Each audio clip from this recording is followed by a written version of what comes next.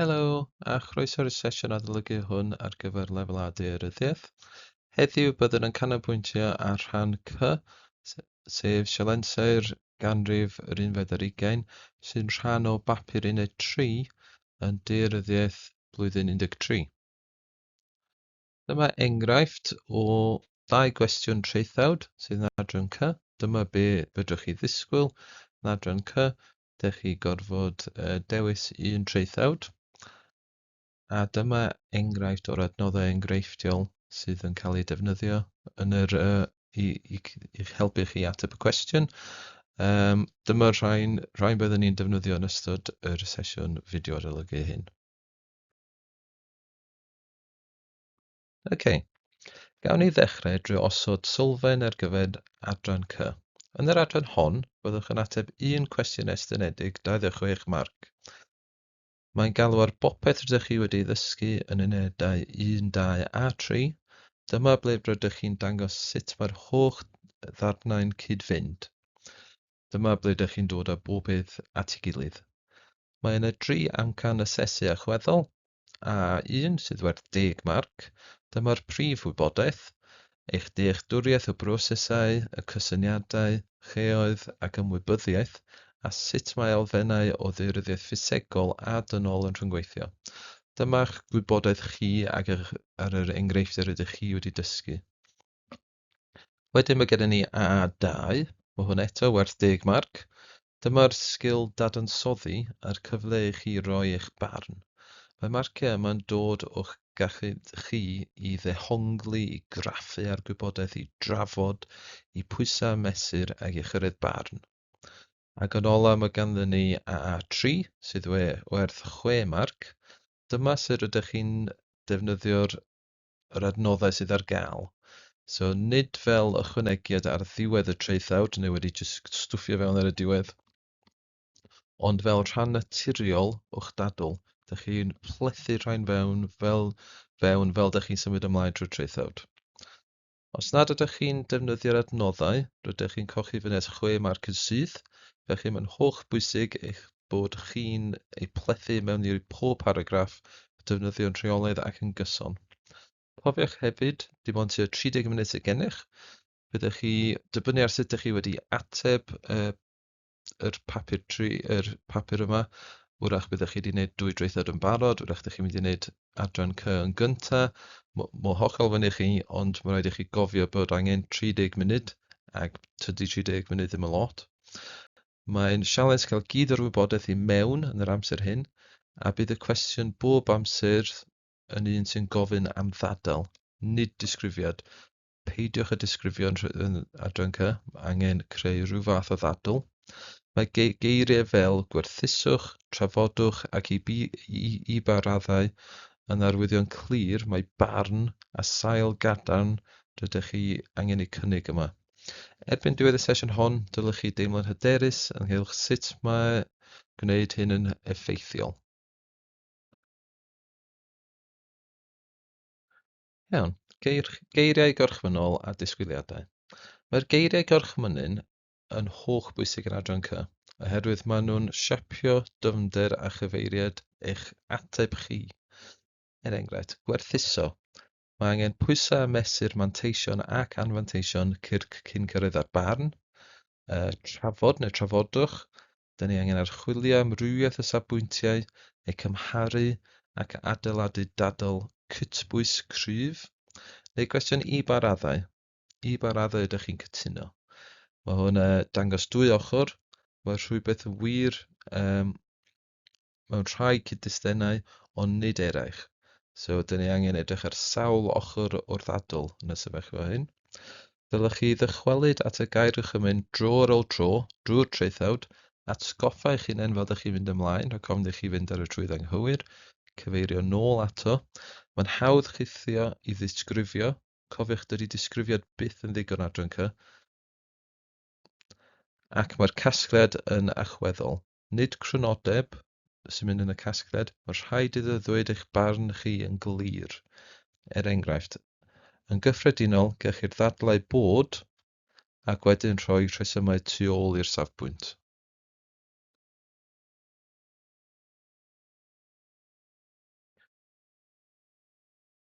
Okay, heriau daearyddol yr 11 ar 20 ganrif.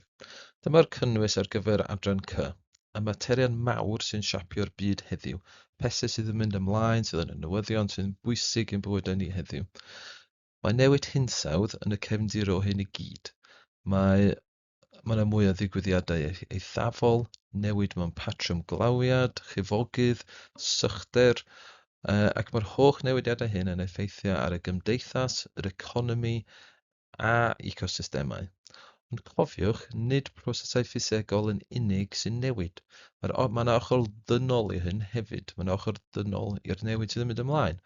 Enghraifft, mae gennym ni trefolu, mae gennym ni mudo rhyngwladol, mae gennym ni poblogaeth yn heneiddio, mae yna newid mewn gwasanaethau gwledig, mae newid hinsawdd yn cael effaith ar pob peth. Mae'r prosesau hyn yn creu cylchoedd adborth cymhleth, ble mae un newid yn sbarduno newid arall. Mae llywodraethau byd-eang yn ceisio ymateb, enghraifft, mae gennym ni cytundebau yn wneud â newid hinsawdd, mae yna ffyrdd o rheoli midwyr a symudiad midwyr, rheoli cefnforoedd, ond mae tensiynau gwleidyddol a gwahaniaethau cyfoeth yn golygu nad yw'r ymatebion hyn bob amser yn effeithiol nag yn deg i pawb.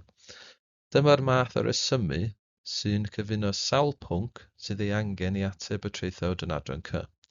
Da ni'n cysylltu daearyddiaeth ffisegol a'r dynol, y lleol a'r byd-eang, y graddfydd amser, da ni'n cyfuno bob peth at ei gilydd mewn un dadl mawr. Iawn, y cysyniadau arbenigol ar gyfer meddwl synoptig. Mae'r cysyniadau arbenigol hyn yn gwneud eich dadl yn fwy soffistigedig. Enghraifft, rhyngddibyniaeth, sut mae un peth yn dibynnu ar rhywbeth arall, sut mae un peth yn cael dylanwad ar rhywbeth arall, sut maen nhw'n rhyngweithio. Achosoldeb, sut mae un peth yn cael achos ac wedyn yn cael effaith ar rhywbeth arall, pan bod pethau'n digwydd, beth sy'n gyrru tu nôl i nhw. Anghydraddoldeb, canolbwyntio ar datblygiad anghyfartal, a sut mae program newydd hinsawdd yn cael ei cysylltu gyda hwn, cynnal i'r diwedd, sustainability, sut mae hwn yn cael edrych ar y dyfodol, da ni'n lliniaru ac addasu, da ni'n edrych ar oes yna ffordd o addasu, oes yna ffordd o baratoi. Mae yna trothwyon, sef y tipping point, da ni'n cyrraedd y lefel trothrwy, be mae unwaith mae rhywbeth yn cyrraedd y pwynt yna, mae'r newid pwy awyr pa gyfer beth sy'n mynd i ddigwydd. Mae gennym ni globaleiddio, syniad bod y byd yn lleihau, ffordd mae bob beth yn rhyngweithio gyda'i gilydd, ag hunaniaeth a chynrychiolaeth o le. Mae gyd y hein yn cael effaith, mae gyd y hein yn rhan o'r cysyniadau arbenigol. Y peth pwysicaf yw defnyddio'r cysyniadau i adeiladu dadl, nid ei enw yn unig, ond i'w plethu fewn i adeiladu dadl mawr.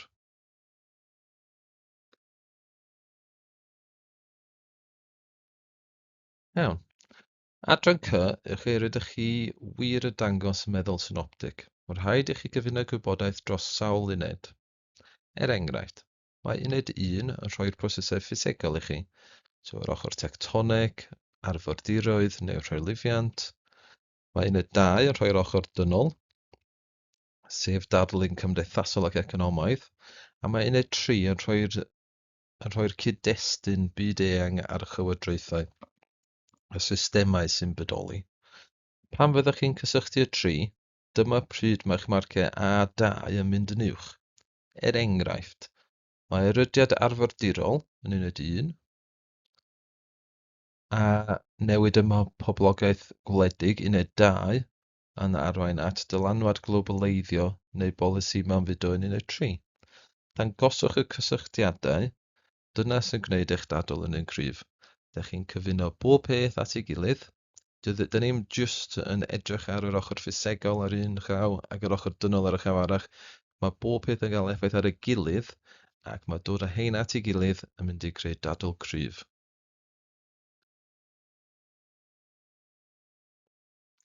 Felly, gan i edrych ar y traethawd. Sut ydych chi'n mynd ati i ysgrifennu traethawd mewn 30 munud? Pan welwch y cwestiwn, Peidiwch â rhuthro i ddechrau ysgrifennu, cymerwch eiliad. Cofiwch rydych chi wedi astudio'r unedau a mae gennych y wybodaeth i wneud yr hyn yn dda. Y peth pwysicaf yn mynd ati'n drefnus, gwnewch gynllun ar bapur, pa themau sy'n gwneud synnwyr, pa ran o'r adnoddau sy'n berthnasol, sut fedrwch chi adeiladu dadl yn glir. A gwnewch hwn yn eich pecyn, y chyfrin ateb. Sgwennwch cynllun, cymerwch amser, rhowch yn y pecyn, ywch chi wedyn ail edrych ar eich cynllun fel dych chi'n mynd trwy'r traethawd, wneith hwn cadw chi ar drac, newch chi ddim mynd off o'n un cyfeiriad, ac so mae'n bwysig creu cynllun taclus, sgwennwch yn yr pecyn ateb, a wedyn fedrwch chi'n cyfeirio nôl ato drwy'r amser.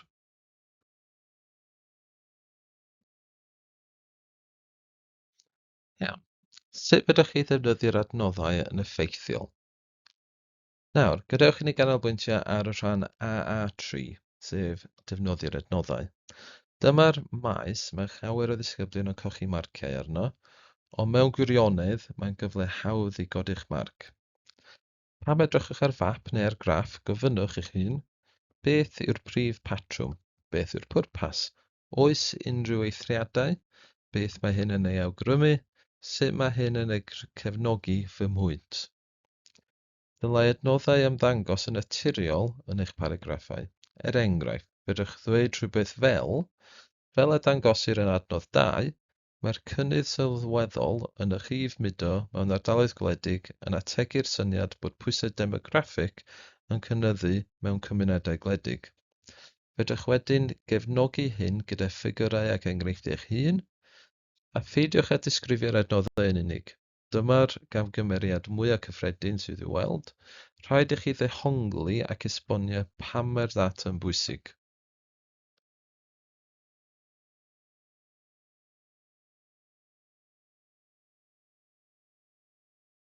Cofiwch, os ydych chi eisiau pausio'r fideo ar unrhyw adeg i gael mwy o fanylion o'r sleidiau, mae'n croeso i chi wneud. Iawn, gan ni adeiladu dadl synoptig a chytbwys. Dyma cig y traethawd, ble rydych chi yn rhoi eich dadl at ei gilydd yn glir ac yn gytbwys, yn gyfartal. Yn gyntaf, y cyflwyniad. Dylai hwn ddim fod yn hir, diffiniwch y prif dermau ac agrymwch pa sefyllfa rydych chi'n mynd tuag at. Gwnewch yn sicr eich bod yn dangos eich bod chi yn deall y cwestiwn a pa gyfeiriad rydych chi'n mynd. Y cyflwyniad yn hynod o bwysig i'r arholwr weld be ydych chi'n ceisio deud. Wedyn, gwnewch baragraffau thematig. Enghraifft, materion ffisegol, newid cymdeithasol, llywodraethau, cynaliadwyedd ac ati. Ac yn bob un, dechreuwch gyda brawddeg agoriadol sy'n dweud beth yw'r thema. Ychwanegwch wybodaeth berthnasol o'r unedau yn cynnwys enghreifftiau. Cyfeiriwch at yr adnoddau yn y chyfrin neu yn y papur arholiad. Gorffennwch drwy roi eich barn sy'n cysylltu yn ôl at y cwestiwn. Ac wedyn yn olaf y casgliad. Mae'n rhaid i'r casgliad fod yn gryf. Dyma'r rhan mae'r arholwr yn hoffi fwyaf pan mae'n cael ei wneud yn dda. Nid adrodd yn ôl sydd ei angen yma, ond cymryd safbwynt neu ochr clir.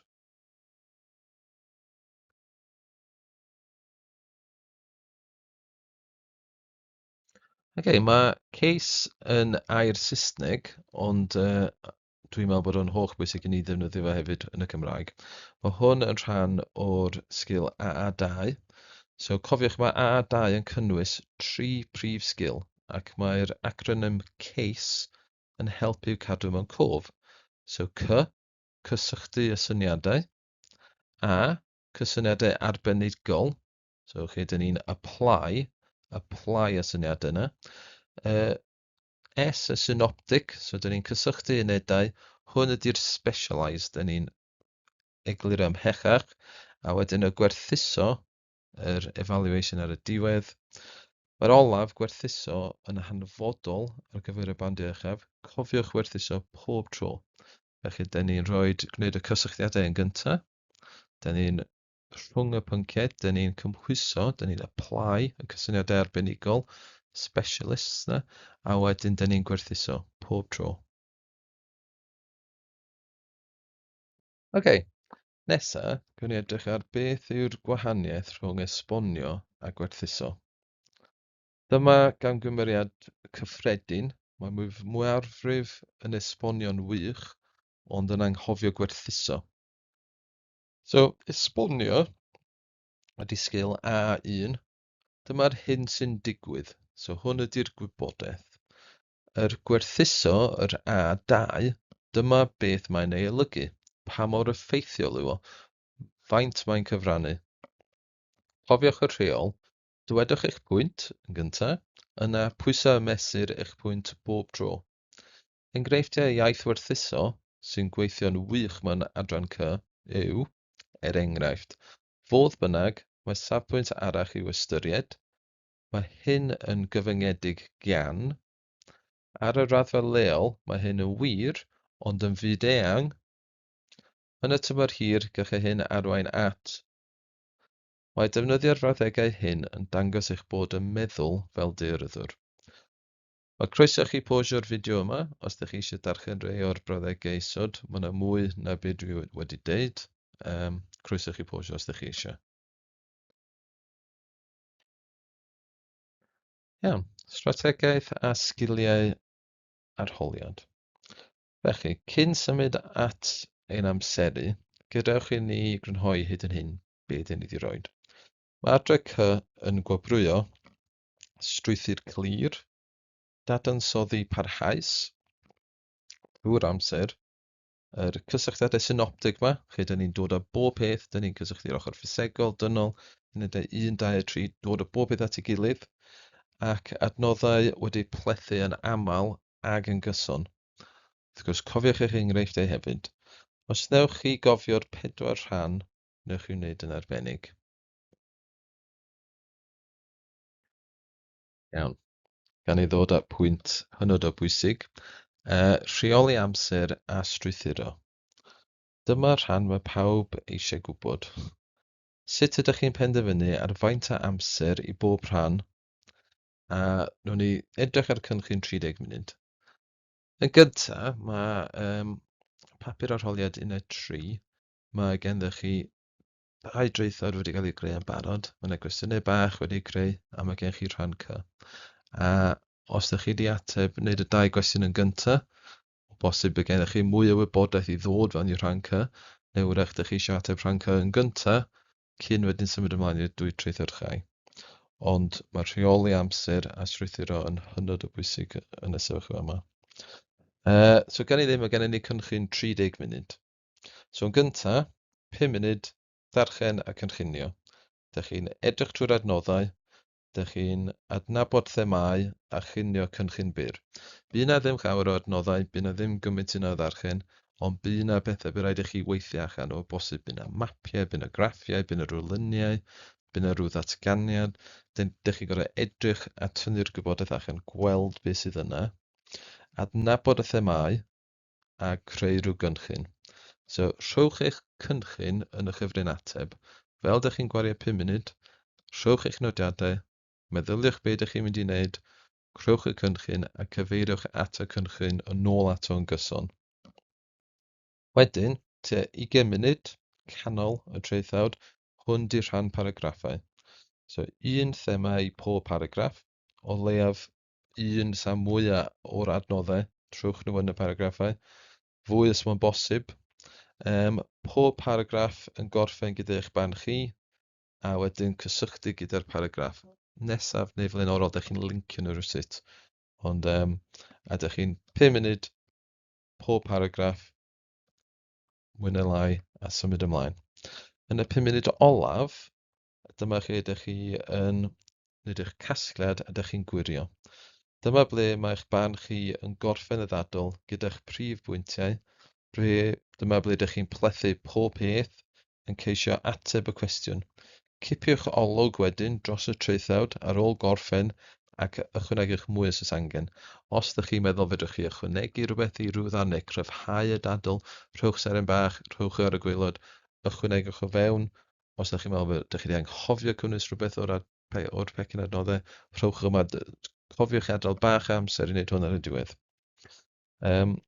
A peidiwch â cheisio ysgrifennu popeth rydych chi'n ei wybod, dewiswch y pethau mwyaf perthnasol a dadansoddwch yn ddwfn.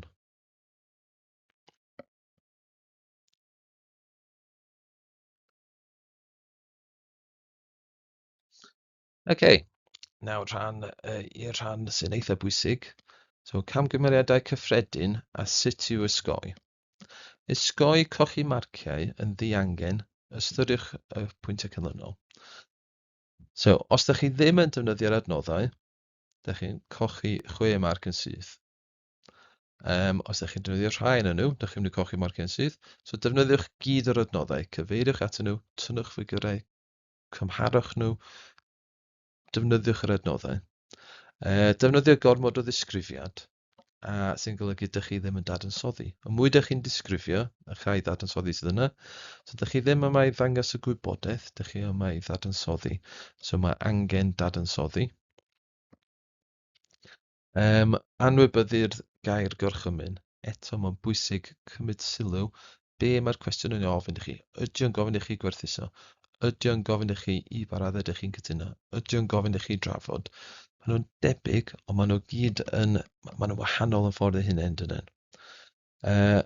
Dim strwythur clir. Os nad oes strwythur, mae'n anodd deall eich pwyntiau. Mae'r person, yr arholwr sy'n marcio eich traethawd chi eisiau gweld bod yna strwythur. Os ydych chi jyst yn sôn un peth sydd yn arach nôl ag ymlaen, ac does yna ddim strwythur, mae'n anodd iawn deall be ydych chi'n trio dweud.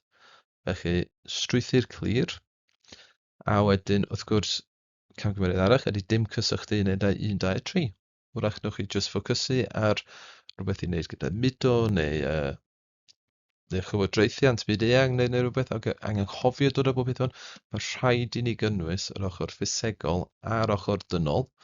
Ydych chi angen cysylltu unedau 1, 2 a 3 gyda'i gilydd. Ac yn olaf, camgymeriad arall yw barn eithafol neu barn y cryf iawn. So, nid yw'n realistig os ydych chi wir yn cytuno, mae yna wastad eithriadau. So, nhw'n i ddod at hwn bach nes mlaen, ond cofiwch, mae yna wastad rhyw eithriad. Dych chi ddim yn cytuno yn hynod o gryf, mae yna wastad rhywbeth so fedrwch chi gytuno, ond mae yna wastad eithriad. Mae'r bandau uchel yn gwobrwyo cydbwysedd. Nawr, gadw ni edrych ar cwestiwn traethawd go iawn. OK, dyma enghraifft y gwestiwn. Welwch chi'n aml mae hwn yn un o gyn bapur. I ba raddau gellir diogelu ardaloedd gwledig rhag niwed. Peidiwch â gadael i'r cwestiwn eich dychryn. Mae'n dilyn yr un strwythur a phob cwestiwn yn Adran C. Mae yna thema mawr, geiriau gorchymyn, a her i bwysau a mesur. Mae'r cwestiwn yn un i ba raddau, felly mae angen pwysau a mesur. Mae'n gofyn am strategaethau diogelu, felly mae'r ochr dynol a mae'n edrych ar newid, felly rydym yn edrych ar newid dros amser. Mae croeso chi posio'r fideo yma, os rydych chi eisiau meddwl am gynllun, meddyliwch sut bysach chi yn ateb y cwestiwn hwn. Wrth gwrs mae gennym ni ardaloedd gwledig wedi diogelu rhag newid. So hwnna'n golygu mae rhyw fath o ddiogelu mynd ymlaen. Pa fath o newid dyn ni'n sôn am? Pa fath o ddiogelu dyn ni'n sôn am? Ardaloedd gwledig yn be? Ym le? Ac wrth gwrs, dyn ni'n mynd i greu trafodaeth o hwn. OK, gan i edrych ar sut byswn ni'n cyflwyno'r traethawd. Sut byswn ni'n dechrau? Yn y cyflwyniad, rydych chi'n gosod y cyd-destun. So, beth yw'r pwysau ar ardaloedd gwledig? Beth mae diogelu yn ei olygu? Rheoli newid, cynnal cymeriad, cynaliadwyedd. Beth yw eich barn gorchwynol? Cofiwch gadw at y pwynt, amlinellwch beth rydych yn bwriadu drafod. So fysach chi yn meddyliwch, edrychwch ar y sleid. Beth yw ystyr amddiffyn, y polisïau, be ydy'r pwysau. So ydych chi'n cyflwyno, dy ddim yn baragraff mawr i'r pwynt, ond ydych chi angen baragraff cyflwyniad. Nesaf, fedrwn ni symud at paragraff 1. O bosib yn yr achos yma fedrwn ni edrych ar y pwysau ffisegol. Dyma ble mae uned 1 yn dod i mewn. Soniwch am y newidiadau yn glawiad, digwyddiadau eithafol, erydiad arferdirol neu rhewlifol. Fedrwch chi sôn am bach am uned 3 yma, fedrwch chi sôn am y cylchedau dŵr ac ati. Defnyddiwch y mapiau neu'r graffiau perthnasol o'r adnoddau. Cofiwch ddefnyddio eich enghreifftiau chi hefyd. Mae'ch croeso i chi postio'r fideo i edrych ar y sleid, ond fedrwch enghraifft defnyddio y pwysau ffisegol, y risgau amaethyddol, strategaethau rheoli lleol. Dewch eich pwyntiau i fewn yn yr achos yma. Nawr, wrth i ni symud ymlaen trwy'r traethawd, fedrwn ni edrych ar paragraff 2, neu paragraff 2 a 3. Fedrwn ni edrych ar pwysau cymdeithasol a demograffig. Nawr, meddyliwch am uned 2 ac uned 3 i ryw raddau. Disgrifiwch sut mae mudo, newid poblogaeth a phwysau'r gwasanaethau'n effeithio ar ardaloedd gwledig. Defnyddiwch y map mudo, os oes ddim fel tystiolaeth. Eto, cofiwch ddefnyddio eich enghreifftiau chi. Er enghraifft, fedrwn ni edrych ar heriau ardaloedd gwledig, heriau beth sy'n digwydd yn ardaloedd gwledig yma. Fedrwn ni edrych ar effaith yn fudo ar y cymunedau. Ydy cymeriad neu delwedd cymunedol yn newid? Be am prisiau tai?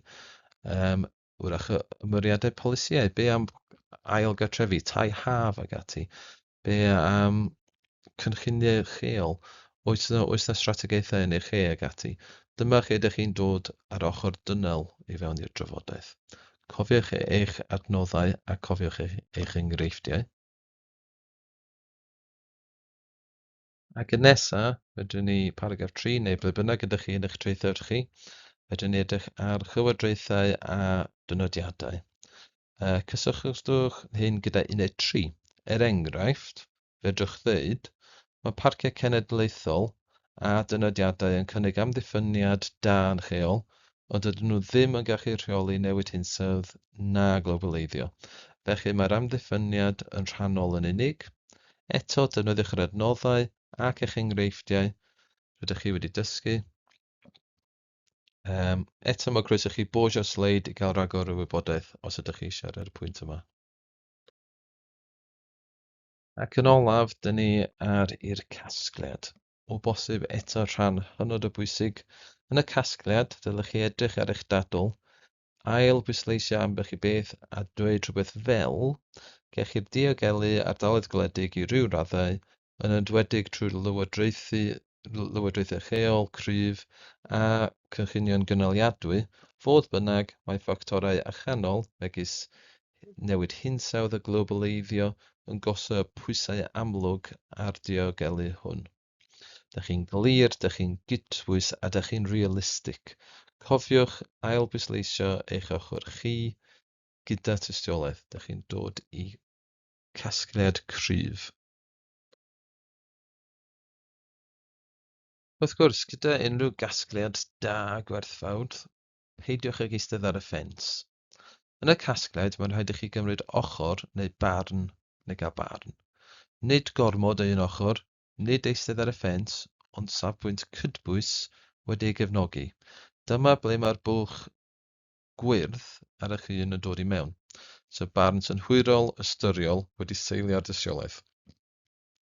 Os dyn ni'n edrych ar y seesaw yma, fedrwch chi weld mae cytuno'n chwyr ac anghytuno'n chwyr. Maen nhw mewn coch. Mewn gwirionedd, mae'n anodd iawn cytuno'n chwyr gyda unrhyw beth. Mae'n unrhyw fater sydd yn cwestiwn mawr, sydd yn cael effaith ar ardal lleol a byd eang, tydi ddim yn realistig i cytuno'n chwyr neu anghytuno'n chwyr. Ac hefyd i creu traethawd da, tydi ddim yn syniad da bod, wrach, dyn ni'n gwybod, dyn ni yn y canol, dyn ni'n sicr. Eto mae rhaid i chi ddewis ochr, dych chi'n cytuno neu'n anghytuno, ond o bosib dych chi'n cytuno'n gryf, bod rhai eithriadau, wrach bod chi'n anghytuno, ond dim ond yn rhannol gan fod nifer o eithriadau.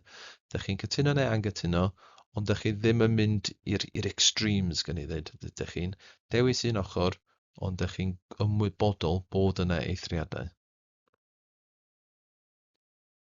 Ac yn olaf, ond yn bwysig, strategaeth arholiad, technegau a hunanwerthuso. I gloi, dyma'r darnau olaf o gyngor. Cynnal strwythur clir. Mae strwythur clir yn hynod o bwysig. Os ydych chi'n dechrau mynd ffwrdd mewn un cyfeiriad, ydych chi'n dechrau ramblo, ydych chi'n mynd off track, mae angen cynllun clir, mae angen strwythur clir, rhywbeth i chi gyfeirio nôl at i cadw chi ar drac. Defnyddio iaith gwerthuso'n gyson. Ydych chi'n dehongli'r adnoddau, nid yn eu disgrifio, ydych chi'n edrych yn nhw, ydych chi'n gweithio nhw allan, ydych chi'n ffitio nhw fewn i'ch dadl chi. Ydych chi'n cymryd eiliad i feddwl cyn ysgrifennu. Byddwch yn ofalus beth ydych chi'n rhoi. Edrychwch ar eich cynchir, ydych chi yn gweithio ar beth sydd ganddoch chi. Ac wrth gwrs, os ydych chi eisiau creu traethodau, y ffordd gorau o baratoi yw creu traethodau, rhowch nhw i'ch athrawon, ceisiwch adborth arnyn nhw, i weld sut fedrwch chi egluro'n fanylach, oes gen chi ddigon o cysyniadau, jyst meddyliwch ydych chi angen y 3 pwynt, os ydych chi heb dod â elfennau eich hunain neu gwneud eich hunain, cynnwys o'r 3 uned, os ydych chi heb cynnwys gwybodaeth o'r adnoddau, ydych chi angen dod o fewn a ydych chi angen neud o mewn ffordd sydd yn glir. Wrth gwrs, fedrwch chi hunain werthuso'r hwn wedyn, fedrwch chi edrych ar eich traethawd, fedrwch chi ail neud o, fedrwch chi defnyddio'r adborth, ymarfer y traethodau yma. Y sgil sydd yn bwysig yn fyma. Ac yn olaf, y meddylfryd, bod eich meddylfryd chi, ydych chi mewn ffordd positif, ydych chi'n edrych yn gadarnhaol ar yr arholiad, ydych chi'n mynd yn anhyderus, ydych chi'n gwybod mae'n mynd i fod yn gwestiwn sydd yn mynd i fod yn eithaf eang, a fe wnaeth o gymryd chi mewn sawl cyfeiriad, ond ydych chi gorfod byddwch yn hyderus, ydych chi'n gwybod eich stwff, ydych chi fod yn astudio daearyddiaeth ers blynyddoedd, ydych chi'n gwybod y gwybodaeth sydd angen cael ei roid yn y traethawd, a tynnwch o gyd at ei gilydd a rhowch yna. Cofiwch un peth arall, mae'r chyfrin adnoddau yn eich helpu, nid eich dychryn. Os ydych chi'n defnyddio cysyniadau, eich dadansoddiad, eich strwythur, byddwch yn gwneud yn dda iawn yn Adran C. A dyna'r cyfan ar gyfer y sesiwn yma. Ewch ati i brofi'ch dealltwriaeth o Adran C drwy wneud y cwis ac edrychwch ar wefan Carlan Cymru am rhagor o adnoddau a chyngor i'ch arholiadau. Diolch am wrando a phaw lwc gyda'r adolygu.